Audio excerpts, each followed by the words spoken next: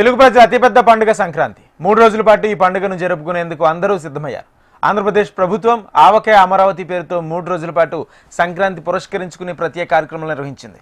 దీనికి అనుబంధంగా పలు కాలేజీల విద్యార్థులకు సంక్రాంతి పండుగ విశిష్టను వివరించే కార్యక్రమాలకు శ్రీకారం తెలిపారు.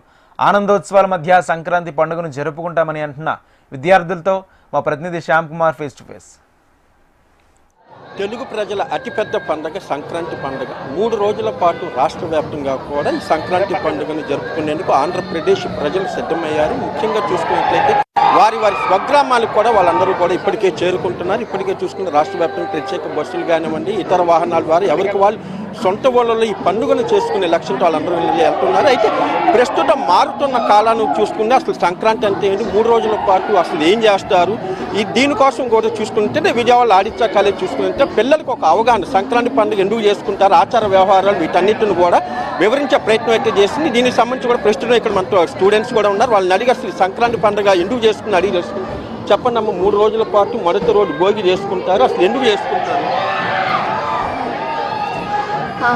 నేను BCA మాట్లాడుతున్నా, ఆదిత్య డిగ్రీ కాలేజ్ నుంచి. మేము ఇవాళ ఇక్కడ మా కాలేజ్లో సంక్రాంతి సంబరాలు జరుపుకుంటున్నాము. ఇప్పుడు ఈ ప్రజెంట్ జనరేషన్లో మనం ఫెస్టివల్స్ ఎలా చేసుకుంటాము, మన ప్రీవియస్ వాళ్ళు అనేది ఇప్పటికీ తెలియదు. ఎందుకంటే అందరం మనం సిటీస్లో ఉన్నాం కాబట్టి చాలామంది ఇప్పుడు మళ్ళీ వాళ్ళ విలేజెస్కి వెళ్ళి అవన్నీ చూడలేకపోతున్నారు. సో అలాంటివన్నీ అసలు పండగ అంటే ఏంటి అనేసి మనం కనీసం ఒక డెమోలాగా కాలేజ్లో ఇట్లాంటి సెలబ్రేషన్స్ చేస్తే వాళ్ళకు కూడా ఒక అవగాహన వస్తుంది. భోగి అంటే ఏంటి, సంక్రాంతి రోజు ఏం చేస్తాము, ఓన్లీ పండగ సెలబ్రేట్ చేసుకోవడమే కాకుండా దాని బ్యాక్ ఉన్న రీజన్స్ కూడా తెలుసుకుంటే ఇంకా మంచిగా ఉంటుందని ఇవన్నీ మేము కండక్ట్ చేస్తున్నాము.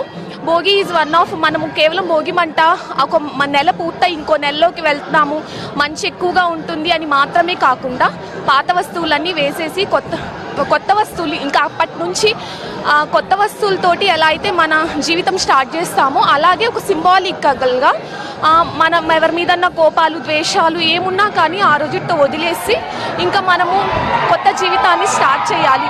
కొత్త పండగ అంటేనే ఒక అన్ని కొత్తవి అనేసి, సో ఇది నెక్స్ట్ జనరేషన్కి కూడా తెలియాలి అని చెప్పి ఇలా కాలేజెస్ అన్నిట్లో ఇలా ఒక సంక్రాంతి సంబరాలు అని ప్రతి ఫెస్టివల్ని సెలబ్రేట్ చేయడం అనేది మన ఫ్యూచర్ జనరేషన్ కూడా ఒక మంచి మెసేజ్ ఇవ్వడం అవుతుంది. చెప్పండి అమ్మ, సంక్రాంతి అంటే ఏం చేసుకుంటున్నారు?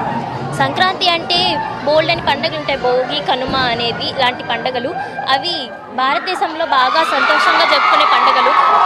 విదేశాల నుంచి, సిటీస్ నుంచి వచ్చి ఈ పండుగను చేసుకుంటారు. ఎందుకంటే అందరూ ఒక చోట ఉండి ఆనందంగా సమయాన్ని గడుపుతారు. అలానే కాకుండా కొన్ని పాతబడిన రిలేషన్స్ అవన్నీ కూడా కొత్తగా ఉన్నట్టు అనిపిస్తాయి. ఎందుకంటే ఆ సమయంలోనే వాళ్ళందరూ కలుస్తారు కాబట్టి. ఎందుకంటే అందరూ రెగ్యులర్ జీవితంలో వాళ్ళ పనుల్లో మునిగిపోయి ఉంటారు. ఎవరు వాళ్ళని కలుసుకోవాలని అనుకుంటారు కానీ సమయం ఉండదు. అదే ఈ సంక్రాంతి అందరినీ కలుపుతుంది. చెప్పండి మేడం, ఈరోజు చూసుకున్నదంటే ఈ పాశ్చాత్య నాగరికత కానివ్వండి, పిల్లలకి కూడా అసలు పండుగ ఎందుకు చేసుకుంటున్నారు అనేది కూడా తెలియని పరిస్థితి. ఇటువంటి నేపథ్యంలో మీరు ఇటువంటి కార్యక్రమాలు ఎందుకు ఏర్పాటు చేయాలి? First of all Aditya degree కాలేజ్కి వచ్చి నన్ను ఇన్వైట్ చేసినందుకు నేను చాలా హ్యాపీగా ఫీల్ అవుతున్నానండి. నెక్స్ట్ ఎందుకు పిల్లలకి అంటే, నాకు తెలిసి నేను ఒక ఫార్మర్ డాటర్ని. ఫెస్టివల్ ఆఫ్ పొంగల్ అంటే నాకు తెలిసి gratitude and hard work. I think కష్టపడి పంట పండించి ధాన్యం అంతా ఇంటికి వచ్చినాక పశువులతోటి వాళ్ళతో అంతా చేసుకొని గ్రాటిట్యూడ్గా ఉండటం వాటికి అండ్ అని అనుకుంటున్నాను నేను.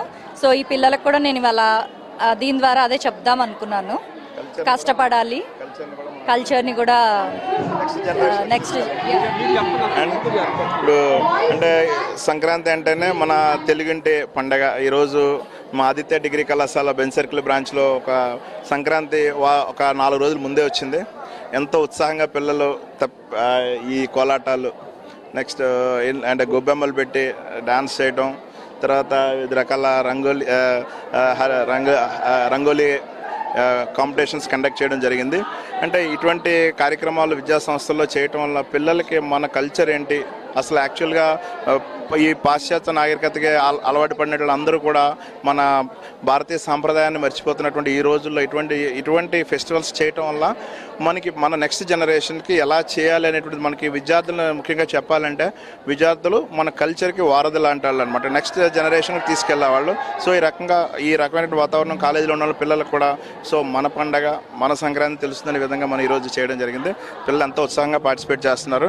సో అందరికీ ముందుగా ఆదిత్య విద్యా సంస్థలు మా మేనేజ్మెంట్ చైర్మన్ శాషారెడ్డి గారు, Sugunareddy madam secretary, and Naidu గారు, అండ్ మా విద్యా సంస్థల సిబ్బంది అందరి తరపున అందరికీ ముందుగా సంక్రాంతి శుభాకాంక్షలు తెలియజేసుకుంటాను. ధన్యవాదాలు. మొట్టమొదటి చూసుకుంటే ఈ సంవత్సరం చూసుకుంటే రాష్ట్ర ప్రభుత్వం కూడా ప్రత్యేకంగా ఈ సంక్రాంతి సంబరాల నేపథ్యంలో ఆవకాయ అమరావతి పేరుతో 3 రోజుల పాటు ప్రత్యేకమైన ఉత్సవాలు అంటే ప్రధానంగా చూసుకుంటే మన సాహితీ సాంస్కృతి సాంప్రదాయాలను భావితరాలకు అందించే లక్ష్యంతో ఇటు రాష్ట్ర ప్రభుత్వం కూడా మన రాష్ట్ర వ్యాప్తంగా కూడా అనేకమైన ప్రత్యేక కార్యక్రమాలు ఏర్పాటు చేస్తున్న తరుణంలో ఇటువంటి కార్యక్రమాలు కూడా విద్యార్థులకు వాళ్ళకి ఒక అవగాహనకి తీసుకొస్తారని మాత్రం భావించవచ్చు. కెమెరా పర్సన్ తేజాతో శ్యామ్, హెచ్ఎం టీవీ.